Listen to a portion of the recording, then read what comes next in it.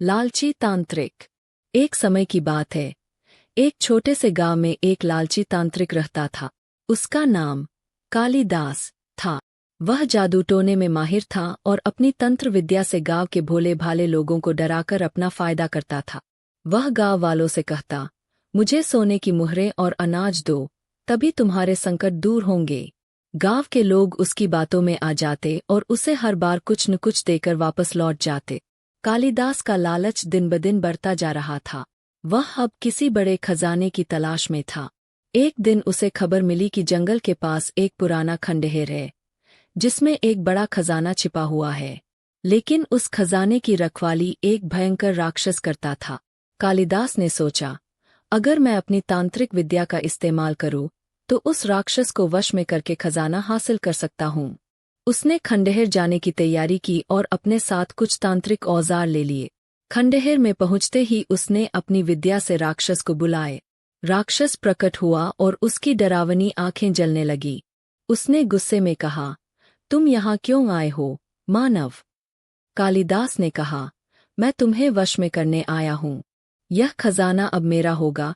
राक्षस हंसा और बोला, तुम जैसे लालची लोगों का अंत हमेशा बुरा होता है। अगर तुम्हें खजाना चाहिए, तो मेरी 3 शर्तें पूरी करनी होंगी।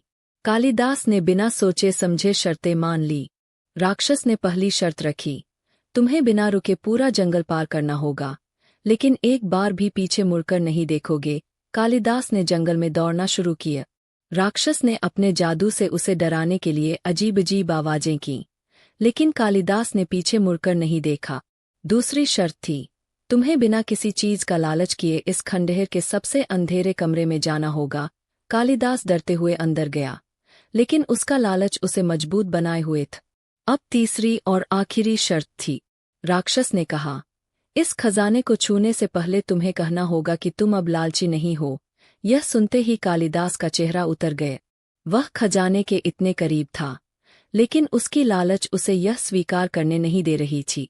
उसने झूठ बोला, मैं लालची नहीं हूं। जैसे ही उसने खजाने को छुआ, पूरा खंडहर हिलने लगा। खजाने का हर सिक्का राख में बदल गया और राक्षस ने जोर से कहा, तुमने अपनी लालच के कारण सब कुछ खो दिया। अब यहां से खाली हाथ जाओ। कालिदास ने अपने लालच के कारण न केवल खजाना खोया, बल्कि अपनी तांत्रिक विद्या भी। वह खाली हाथ और शर्मिंदगी के साथ गांव लौट आया। गांव वालों ने उसकी सच्चाई जानकर उसे वहां से भगा दिए। कालिदास गांव से भागकर दूर पहाड़ों के पास एक सुनसान गुफा में रहने लगा। वहां उसने अपनी तांत्रिक विद्या को दोबारा हासिल करने और बदला लेने की ठानी, लेकिन उसकी विद्या कमजोर पड़ चुकी थी और उसका मन अशांत रहता था। उसने हर दिन खजाने और राक्षस के बारे में सोचना शुरू कर दिया। कुछ समय बाद कालिदास को एक दिन एक बूढ़े साधु उस गुफा के पास मिले। साधु बड़े ज्ञानी और शांत स्वभाव के थे। उन्होंने कालिदास से पूछा, तुम यहाँ क्यों छुपकर रह रहे हो? तुम्हारे चेहरे पर संतोष क्यों नहीं है? कालिदास ने साधु को अपनी पूरी कहानी सुनाई। साधु ने मुस्कराते हुए कहा, तुमने जीवन में केवल लोभ और शक्ति का पीछा किया।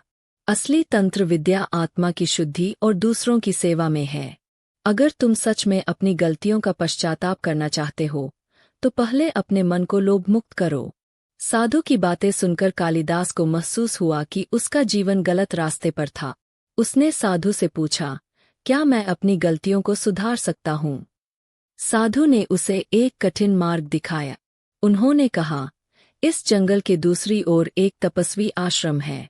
वहां जाकर सेवा करो, बिना किसी स्वार्थ के। यही तुम्हारे लिए सच्चा तप होगा। कालिदास ने अपनी तांत्रिक औजार वही छोड़ दिए और साधु के कहे अनुसार आश्रम में चला गए। वहां उसने वर्षों तक सेवा की, बीमारों की देखभाल, भूखों को खाना खिलाना और शिक्षा देना।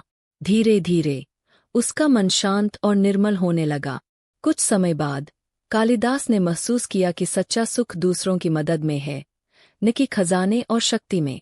अब वह एक बदले हुए इंसान बन चुका था। गांव वालों ने भी उसकी बदलाव की खबर सुनी और उसे माफ कर दिया। एक दिन जब कालिदास जंगल के पास घूम रहा था, तो वही राक्षस फिर प्रकट हुआ।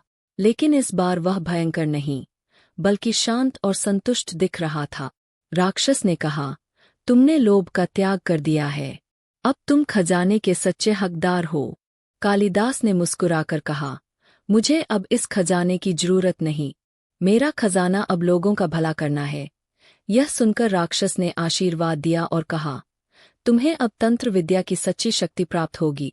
इसका इस्तेमाल केवल अच्छे कार्यों के लिए करना। उस दिन से कालिदास ने अपनी विद्या को सिर्फ जरूरतमंदों की मदद के लिए इस्तेमाल किया और एक संत के रूप में प्रसिद्ध हो गए। शिक्षा।